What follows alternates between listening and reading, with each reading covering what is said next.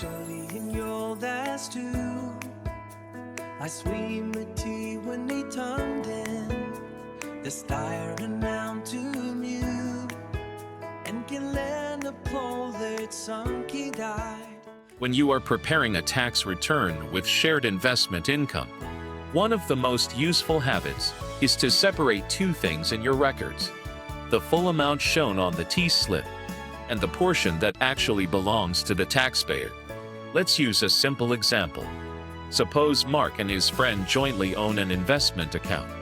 The financial institution issues a T5 showing $685 of interest. That $685 is the total interest reported on the T5. Now suppose Mark owns 50% of the investment. His share is therefore calculated as $685 multiplied by 50%, which gives $342.50. So $342.50 is Mark's share of the income. However, the best practice approach in the course is not to lose sight of the original $685 T-slip amount. Instead, record the full $685. Clearly identify Mark's 50% ownership and calculate his $342.50 share.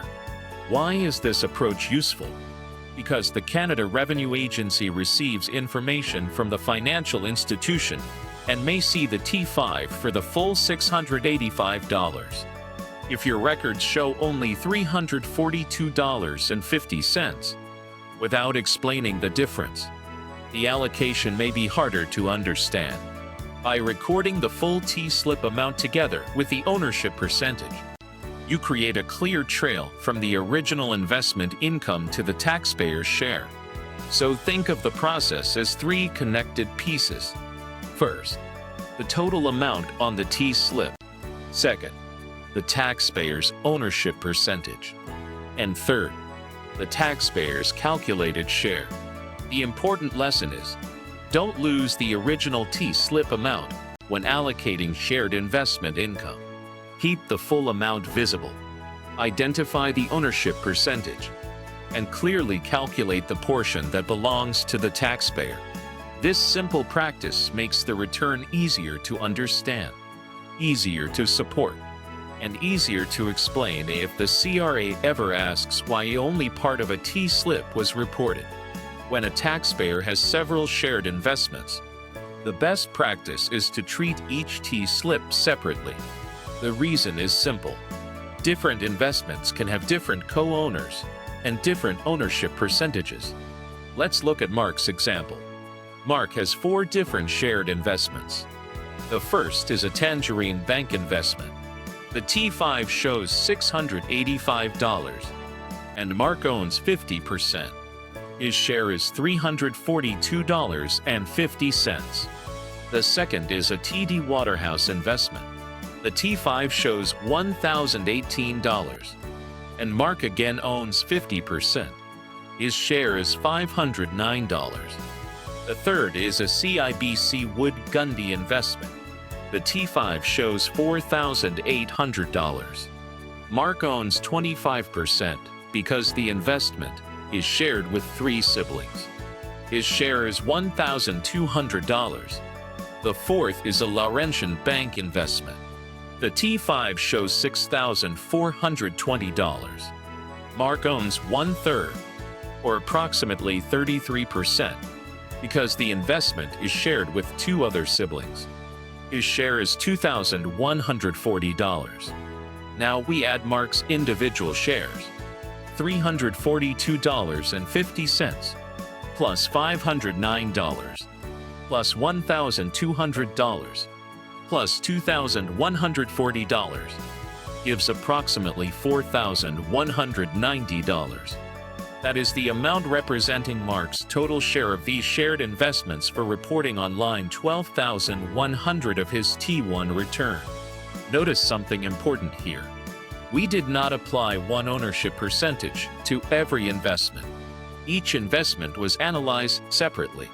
For every T-slip, we identified the total amount, identified Mark's ownership percentage, calculated his share, and then added his individual shares together. This is an important habit for a tax preparer because a taxpayer may have several investments, each with a completely different ownership arrangement. One account may be shared 50-50 with a friend. Another may be shared 50-50 with a spouse. Another may be shared with several siblings at 25% or 1/3. So never assume that the ownership percentage from one investment automatically applies to another. The key workflow is simple. Take each T-slip separately. Identify its ownership percentage. Calculate the taxpayer's share, and then combine the taxpayer's shares for the final T1 reporting. Keeping each investment separate during the calculation makes the records much clearer and helps ensure that the final amount reflects the taxpayer's actual ownership. The goal of a good allocation method is not only to calculate the correct amount, it is also to make the allocation easy to understand, support, and explain if the Canada Revenue Agency reviews the return. Let's continue with Mark's example. Suppose a T5 shows $685 of interest from a shared investment. Mark owns 50% of that investment, so his share is $342.50. The best practice approach is to keep a clear record of the full T5 amount, the ownership percentage, and the resulting taxpayer share.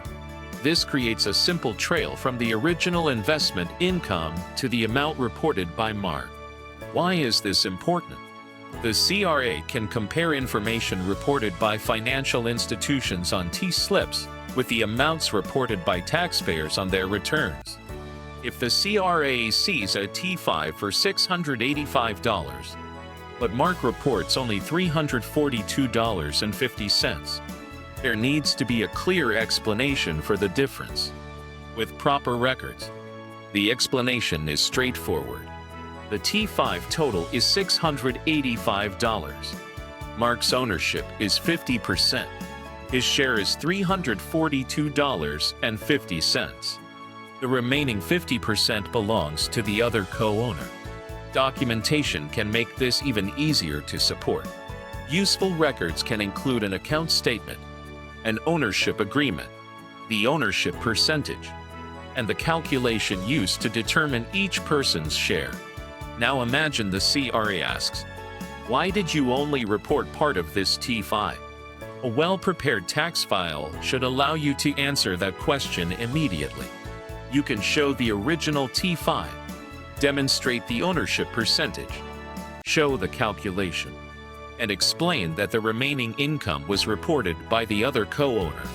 This is why consistency matters as well.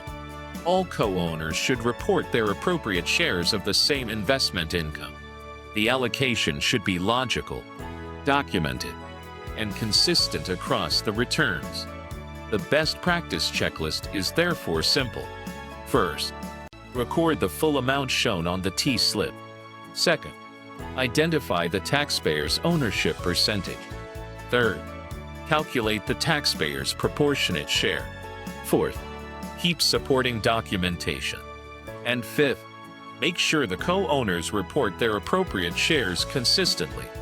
This approach is not limited to interest.